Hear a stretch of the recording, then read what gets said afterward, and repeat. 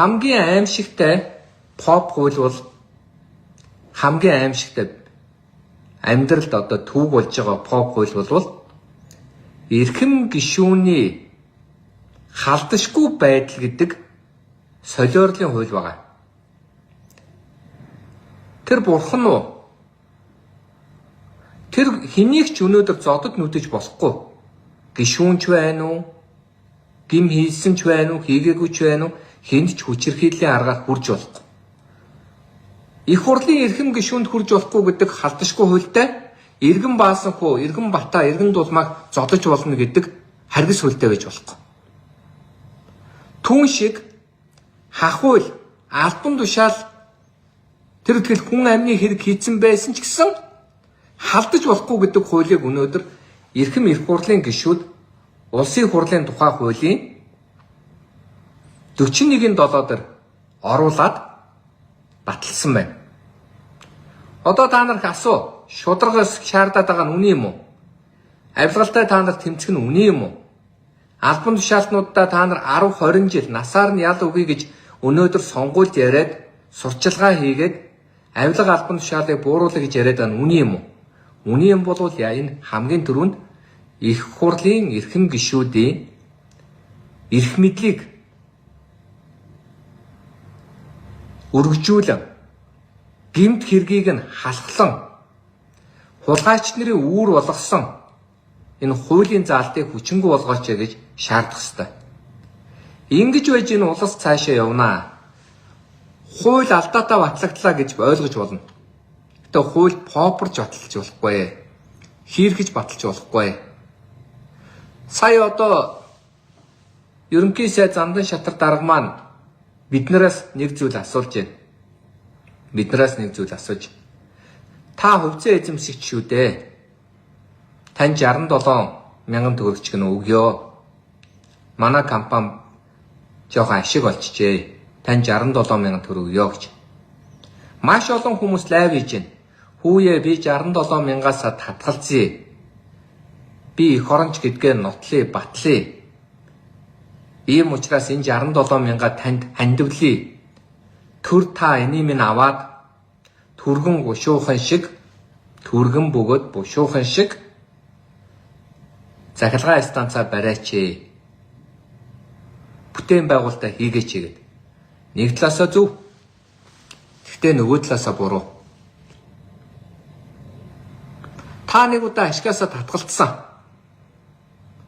Мөнгнөөсөө боллие гэж та өөрөө хүсээгүйч мөрөөдөл яриад уучлаарай. Би танд өгөхжсэн мөнгөө энэ удаа өгөхгүй. Энэ мөнгийг чинь би харин ийм зүйл зарлаа гэд мухар төмөр зам барьсан. Мухар төмөр зам барьсны төлөөсөнд юу үссэн? Тэрийг мухар биш болгохын тулд, холбохын тулд бид нар 10 тэрбум долларыг төлөх гэж байгаа. Бид нар 5 толгойн амнаас 57 доллараар 130 доллараар зардаг нүрсээ 57 доллараар бэлгэлж байгаа харьбинд очиод.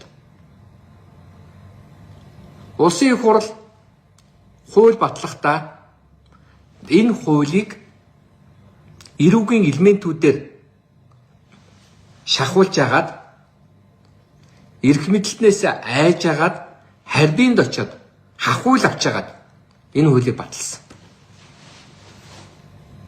Аимшигтай биш үү? Аюултай биш үү? Би 67,000 төгрөгөө аваа гэд хэлж болно.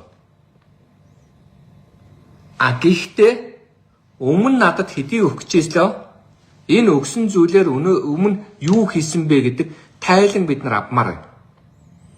Тэр тайлангаа аваад яагаад тагнуултайгаа, цагдаатайгаа, авилгалтайгаа, шүүхтэйгээ, их хурлын эрхэм гишүүдтэйгээ, цэрэгтэйгээ, айрамтайгаа хуйлдж яагаад 5-7 төмөр замыг мухруулгацсан юм бэ? Ганц мод гашуун сухатын мухар төмөр замыг яагаад бариад? Яагаад энийг холбох нэрээр? Яагаад энийг хойд хөршийн гар хүл мэтээр ярьж яагаад өөрөөсөө энийг хятадуудад очиод 10 тэрбум долларын гэрээнд хийцсэн юм бэ.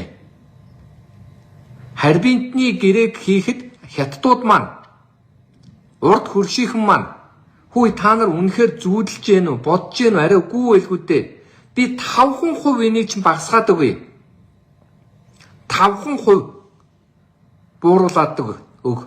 Би та нар ашиг авч болно. Би ашиггүй байж болно. $5 багасгаад өгье гэсэн чинь харин бид нар 50% багасгаад $50 багасгаад өгсөн байна. Энийг яагаад шалгахгүй байгаа? Попуудын галзуурал, попуудын тэнэглэл, попуудын бидний цаг хугацааг нөхөж байгаа жорлон хагарсан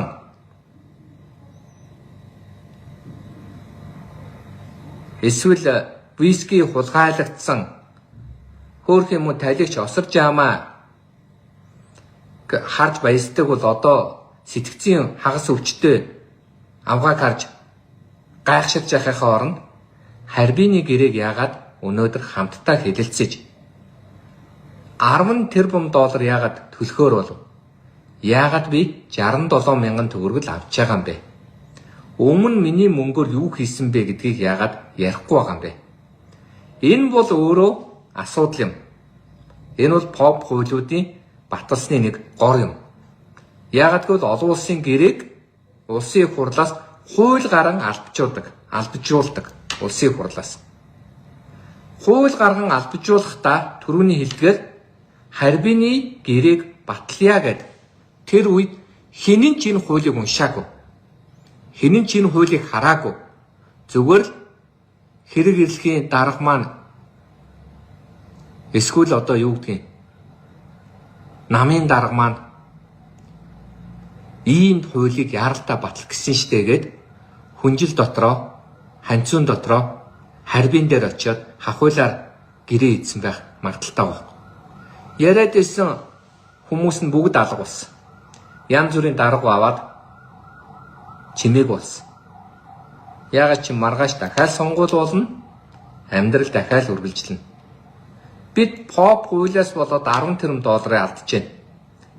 Бид поп хуулиас болоод улсын төсөв өөрөө малчтын өмнө өрөнд орж байна. Бид поп хуулиудаасаа болоод галзуу, солиотой, тэнэг, шизотой гадаадын гар хөлөнд өртөх хэмжээний квотоор жигсаалтаар хэнийг ч хамаагүй хүнийг их хуралд оруулж ирэх тийм золиос хүрч. Бид поподоос болоод, попын хуулиудаас болоод нийгмээрээ талцж байна. Нийтээрээ муудалцж байна. Ийм учраас иргэд минь миний энэ одоо лайвыг мянгаар нь төмээр нь шеэрлээд өгөөч. Попын хуулийн тоосыг шүүсийн шахахын төлөө би өөрөөсөө чадах, бодох, мэдэх хэмжээгээрээ тэмцэн арилгахын төлөө бас явах болно.